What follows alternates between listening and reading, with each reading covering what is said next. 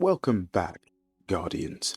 My name is Samlab, and today I'd like to talk about the ending of Heresy.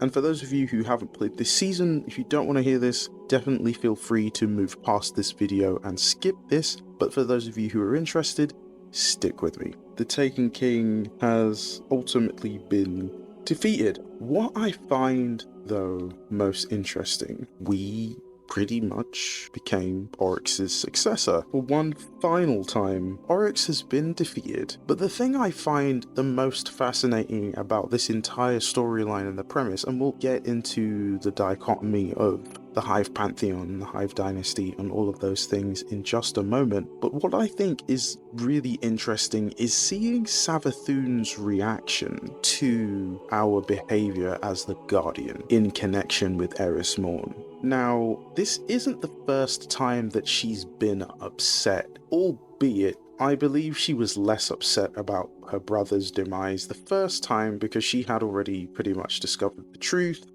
and had laid various traps for Oryx and Xivu Arath to walk into, and she has been doing this since we began to understand just how many contingency plans she's come up with.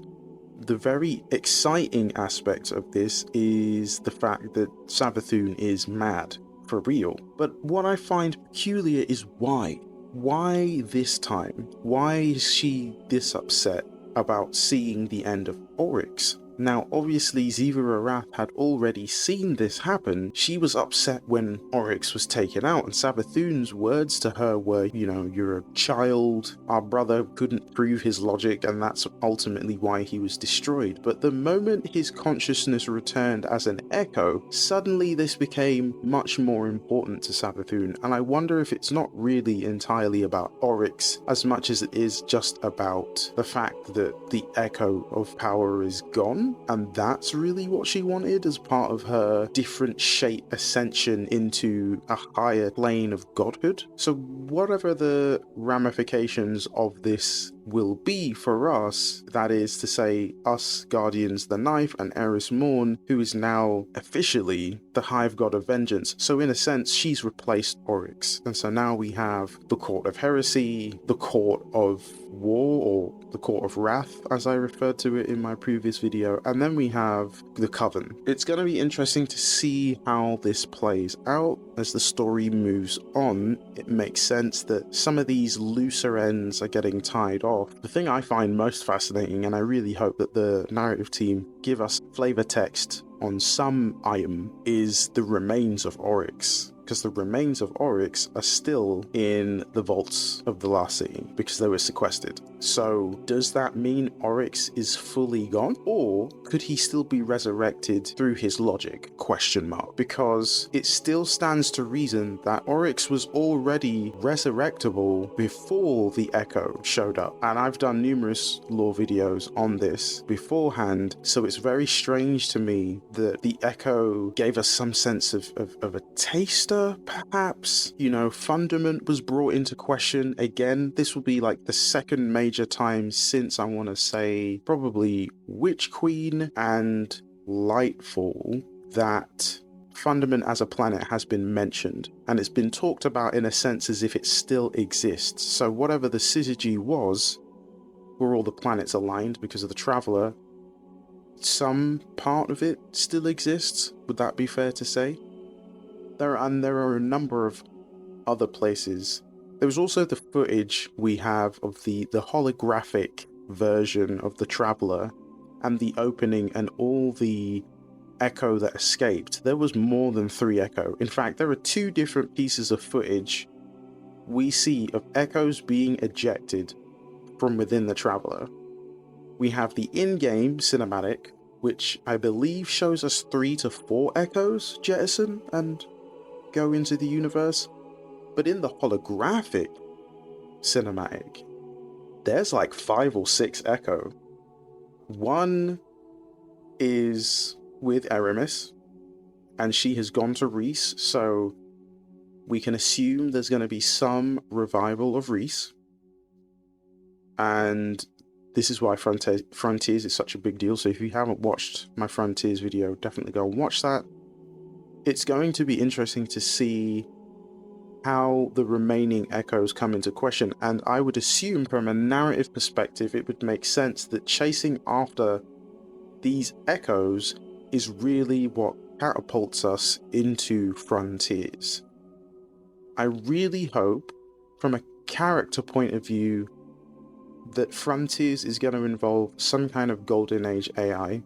We have Failsafe, who I'm going to assume in all of this time that has transpired has been upgraded several times, has entered into a higher level of sentience, essentially becoming like Rasputin 2 in a sense, because we don't really have any other AI as smart as... Okay, scratch that. This is Future Smart post-edit.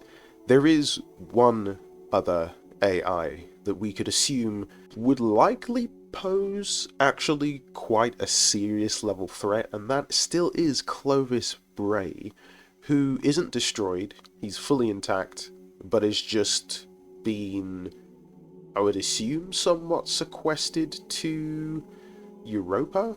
The lore doesn't really go into specifics about where he is, but we know that he's still at large, so it is entirely probable that Clovis Bray would return. This would be a convenient juncture for his character to resurface, given the fact that we're about to head to other colonies, so it would make sense that he would attempt to hitch a ride or break out of the looped system I suspect that he's in within Europa, although we also don't know what access he's had since the fact that we allowed him into the Last Sea. So there is probably a whole lot of Trojan horse code, I would suspect, just like Rasputin used to do, that would probably give Clovis Bray access that he otherwise didn't let on to us that he had before. So there's that. Back to the video. Rasputin, apart from Failsafe, because she's a Golden Age AI, albeit a colony warship AI, which ties really well into Frontiers, because Frontiers continues the thread of the terrestrial array, the cosmodrome, the idea of humanity pushing out the stars further away from the Traveler, that whole idea that the new Pacific arcology was, in that we want to go to another planet, a planet not ruled by the Traveler. Of course, wherever humanity goes, so do all its other enemies. The Hive, the Fallen, somehow the Taken make their way, the Vex, whose storyline is endless. We still haven't really reached a deeper level with the Vex. We keep like skimming the surface area. We go in, we spelunk a little bit into the storyline, and then we come up for air. And I feel like that's what Echoes was. It was the pre-starter, as I've referred to many times when it comes to Destiny's story. So it will be interesting to see how that all fits in. Now, the Hive Pantheon is continuous, okay? Once one big bad leaves, there's always a power vacuum. And so the big thing for us in Destiny right now, as players and as readers who read the lore, is if Eris doesn't maintain being the god of heresy, and Savathun is all about completely abandoning the Hive logic, what does Savathun become? And if Eris abdicates her throne in a sense of she's not always occupying it, then it gives Xivu Arath full entitlement to, I would essentially say, rally the entire of the Hive under her, because there's nobody else more ruthless after Savathun than Xivu Arath, because Eris has already expressed that she doesn't want to. However, if it means that she needs to keep Savathun and Xivu Arath in check, I would fully imagine her to take on the role and step into those shoes and make sure that, in a way, she's keeping them in check. So it will be very interesting to see how Savathun reacts or doesn't react or interacts with Eris Morn. And the same goes with Xivu Arath. I wonder if Xivu's character will mature in a sense, and we see her really double down on her war strategy and really trying to do something different, you know, with the Hive. Not in the same way that Savathun is, but I would assume more in the way that her brother Oryx did. Because really, if Oryx embraced the change, I think it's game over. If Oryx understood that the Traveler chose the Hive and he embraced the light, I think we'd be in a whole lot more trouble. And he would definitely be one of the first people to take off and like venture out into the universe. So from that point alone, there would already be a whole bunch of story beats and narrative threads to follow in terms of what could happen if Oryx was wielding the light. And with all the knowledge he has and the tablets of ruin, etc., etc., it would probably spell a lot of disaster for some of the known universe. So now the story's concluded, and we're essentially waiting, I guess, for the complete end scene, or whatever is the beacon, the signal, the thing, the next thing that's like, red alert, we need to go out into the system, initiate project, codename Frontiers, and that's where Destiny transitions into its next phase. Now, I have a sneaky suspicion that the branding for Destiny may change. There's something about the way that the language has gone recently that I'm wondering if Bungie will drop the two and just keep Destiny. And even in TWABs, TWIDs, it's constantly referred to as Destiny and not Destiny 2. Very few places is it referred to as Destiny 2 purely from a marketing point, but from a business, developmental, and story-driven perspective, it's always just Destiny. And I wonder if doubling down on that is really all about quietly or by stealth, by stealth in broad daylight, if such a thing exists. You behave as if you're stealthy, but really everybody knows. So I just wonder if that is going to be a possibility. You guys can leave your comments in the comment section. Let me know what you think about that. But these are just some of my thoughts and my only reactions to Heresy Part 3. I wanted to go in further and do like a super deep dive and break everything down, but I think the story has been very light, that this is where we're at. So I think one of the other big storylines that we have to contend with is the fact that Commander Sloane is wielding Taken power, and the Taken aren't gone, so who is their master? Now, there is a new Taken master. We don't know if they're being controlled by the Dread. We don't know who's controlling them, but somebody is controlling the Taken. And I very much wonder if it's one of the 9. And I'm working on a 9 video that will hopefully answer some of these questions. I'm working on a couple of videos in connection with the 9 and Savathun and what that's gonna mean for the future. And also there's a lot of threads with the Drifter, but I haven't really seen any lore that like really ties that in. But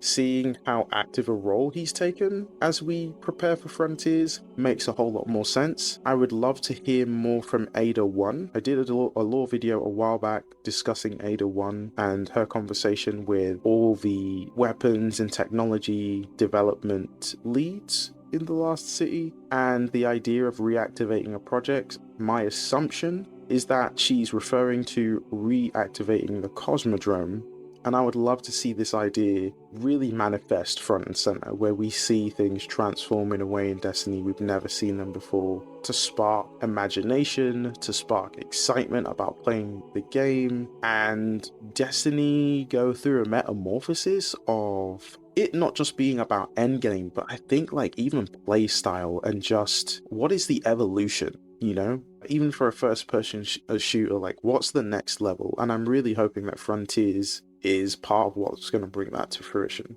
because I feel like Marathon is going to bring a whole lot of kit that people are going to want in Destiny, and it's actually a really smart idea to have 2 games run by the same company, because you can always borrow from one another. By being able to work in the same sandbox engine, Destiny players will see Marathon players doing stuff and be like, can we get that in Destiny? And this idea that there are 2 universes existing in the same universe, but like systems away from one another. So that's even an interesting prospect from a lore perspective. And I'm really eager to see how they crisscross, if such a thing's gonna happen. These are my thoughts. Hopefully you've enjoyed this video. If you have any questions, feel free to leave them in the comment section below. But for now, that's all I have for you. I hope you have enjoyed watching and listening to today's video. If you did, be sure to give it a like, comment, and subscribe. Click the bell to find out when my next lore video goes live. Remember that no matter what you're facing at this moment in time, you can do all things. Stay safe and Godspeed.